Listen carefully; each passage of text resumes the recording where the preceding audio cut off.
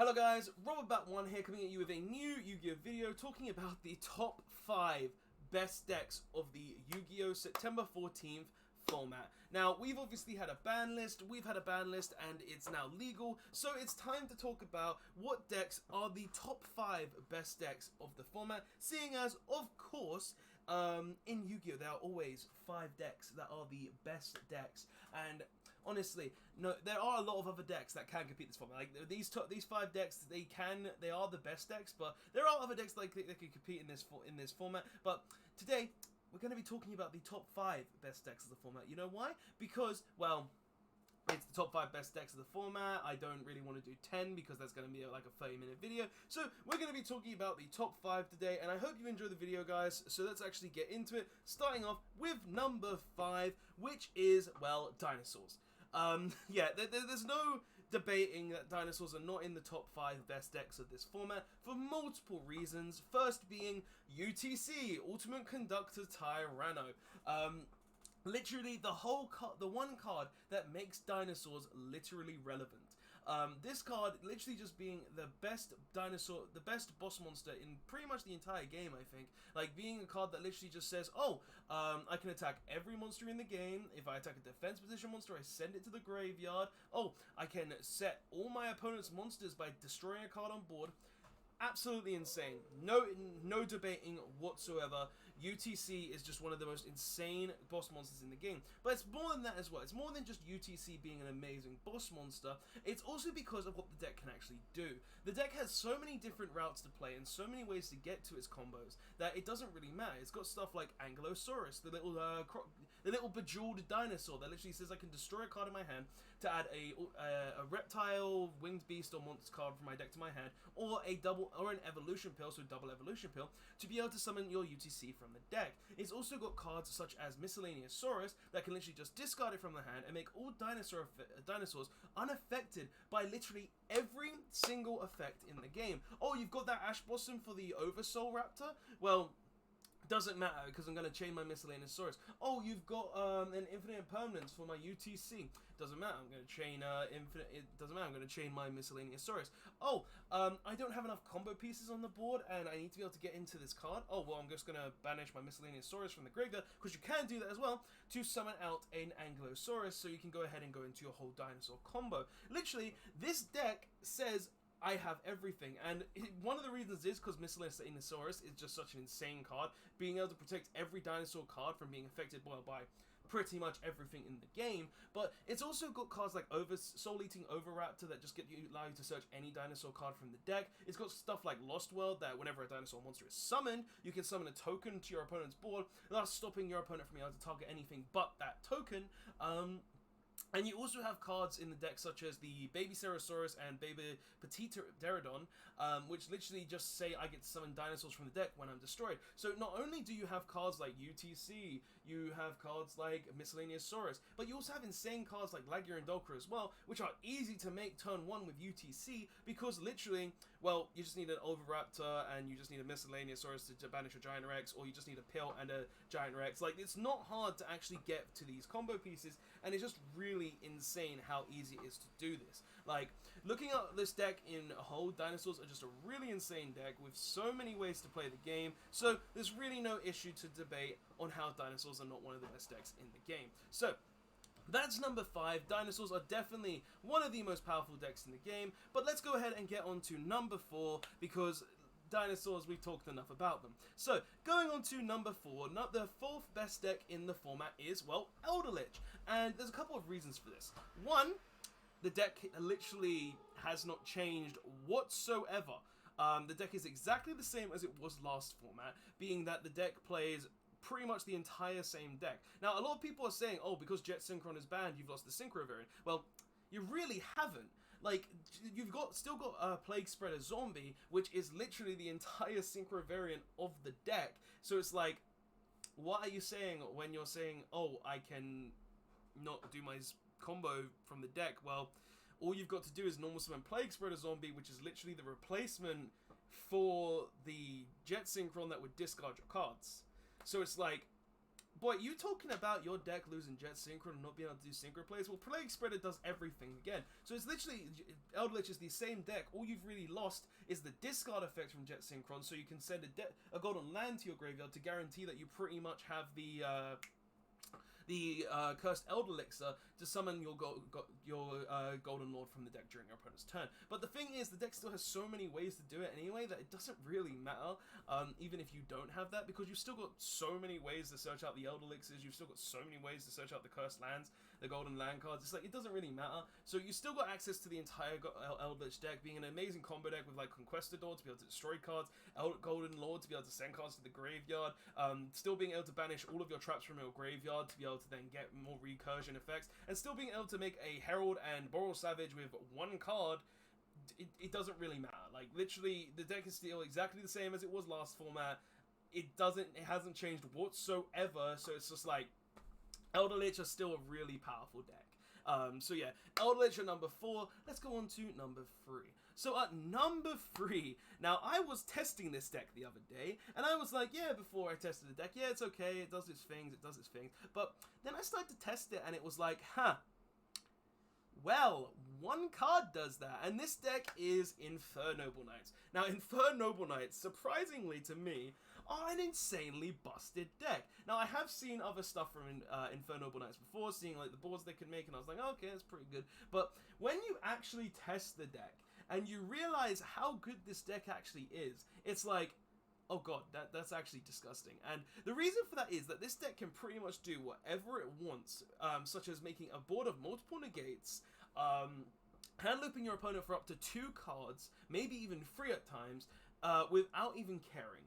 And that's because the deck can do this through playing, it can play through about 2 to 3 hand traps for starters, just 2 to 3 hand traps right off the bat. This deck can play through. It only needs 1 card to be able to hand loop you 2 cards plus make 2 negates, and it can literally make an entire board of literally just saying, I have a boss monster, I have a Herald of Arclight, I have an Aurora Dawn, and I also have a discard. I also have 2 discards out of your hands, purely because of the fact that I know also a Neos Connector, and Neos Connector literally discarded a card to discard a card from your hand, and then I put Smoke Grenade on the board and then discarded a card from your hand from the Smoke Grenade during the end phase. And it's just like, are you serious? 1 card can literally discard up to 2 cards from your entire hand, while also putting up 2 negates. Like, it's actually insane when you really think about it. You're making your opponent play with 4 cards for starters. They have 4 cards in their opening hand. So that's already 4 cards that they have to, 4 cards that they have to figure out how to play the game with.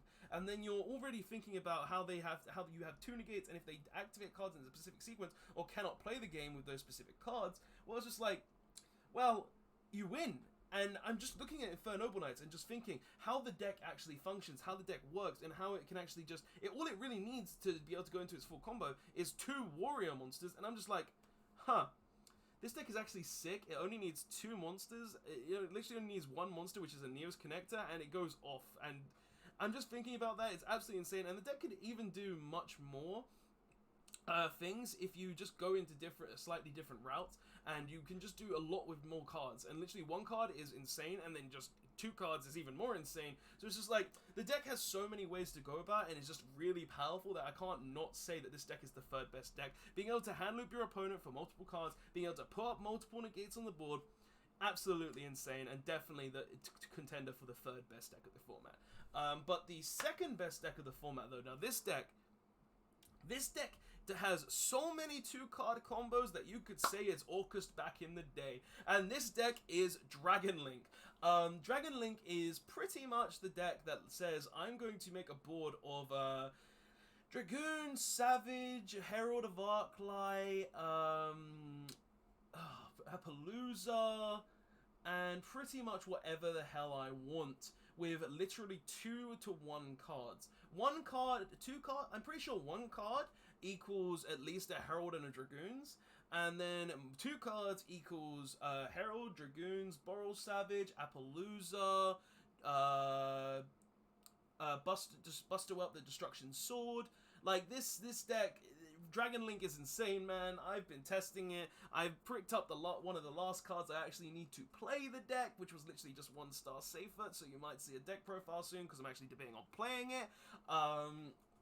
But Dragon Link is actually just insane about how you can play so many different variants of this deck and have so many different routes, but always end on a board that literally just says, I'm going to have multiple negates, you're going to be locked out of your extra deck, and well, I'm just going to win because you can't do anything.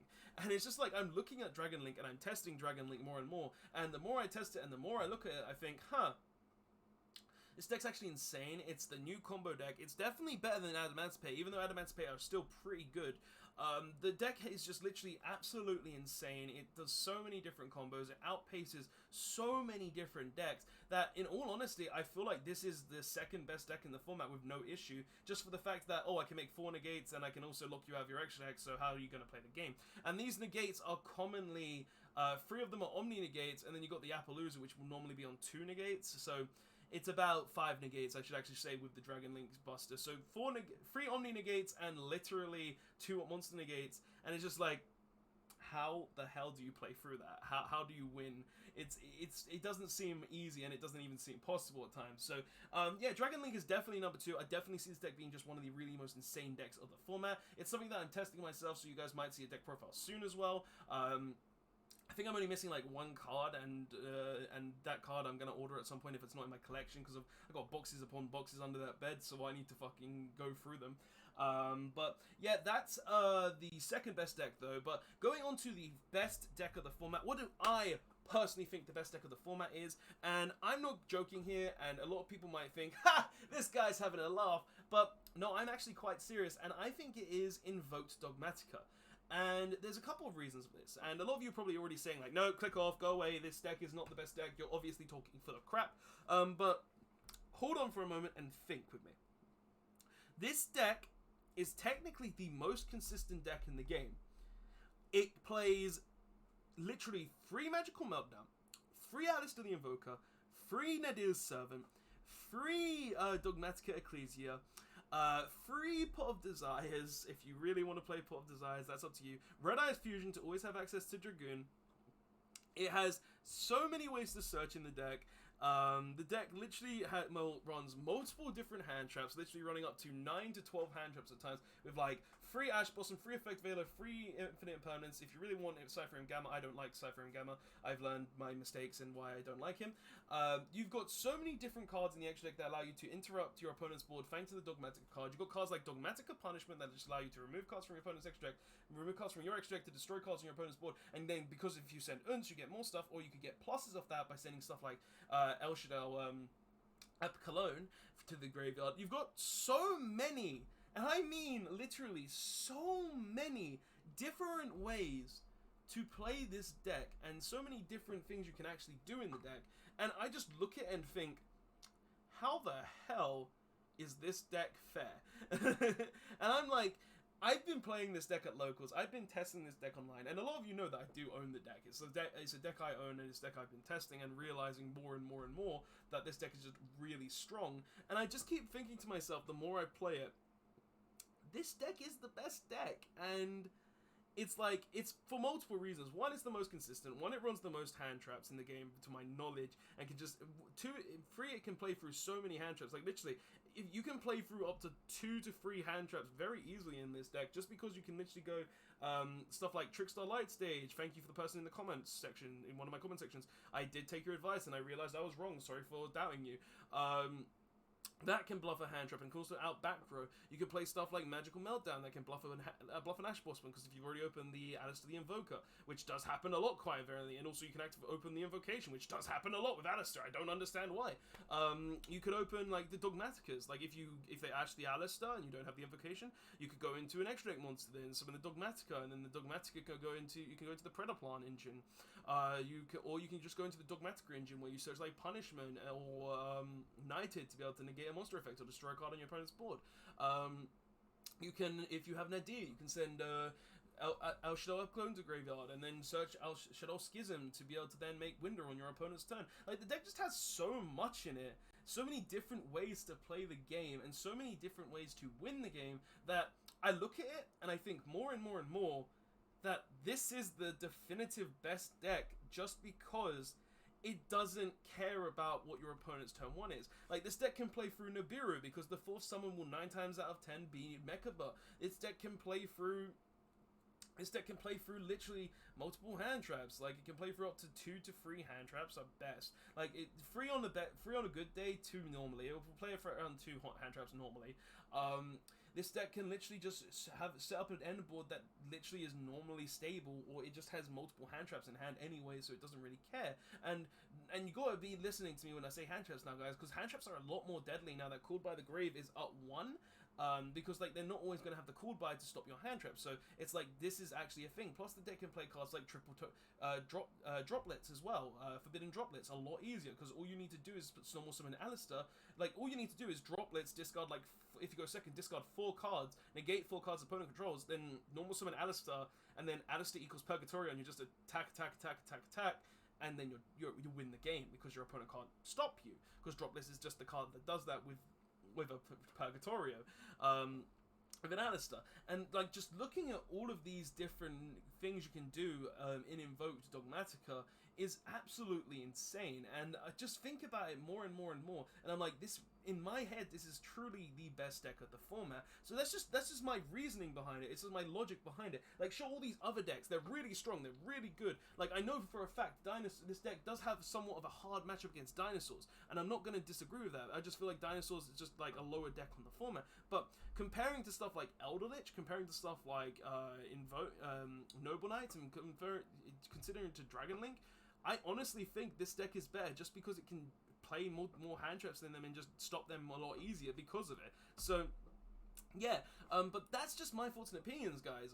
Honestly, this is my top 5 list. I could be wrong. You guys could have a different opinion. Like, you could probably be saying other decks in the format are better, like potentially Orcust or Salamangreat, Pendulum, Ortegeist, Guru, literally so Adamantipair, because that's I would say that's probably the 6th best deck in the format, still Adamantipair. But guys, this is just my thoughts and opinions, though. These are the decks that I personally think are the best decks in the format, and it's just my thoughts and opinions on this. But guys, tell me what your personal thoughts on these decks in the comment section below. Do you feel like these decks are the best? Do you think other decks are better? Would you probably change my list? Would you probably take Invoked out and maybe put something else in the 1 slot? Tell me what your thoughts are, because honestly, thinking about it and testing against a lot of different decks, I beat majority of them with Invoked Dogmatica, so it's just like, well, I see it as the best. But guys, that's the video. Don't forget to like, comment, subscribe. Tell me your thoughts in the comment section below, and I will see you guys in the next one. Robot1 signing out. Normal Summon Alistair. Bye all.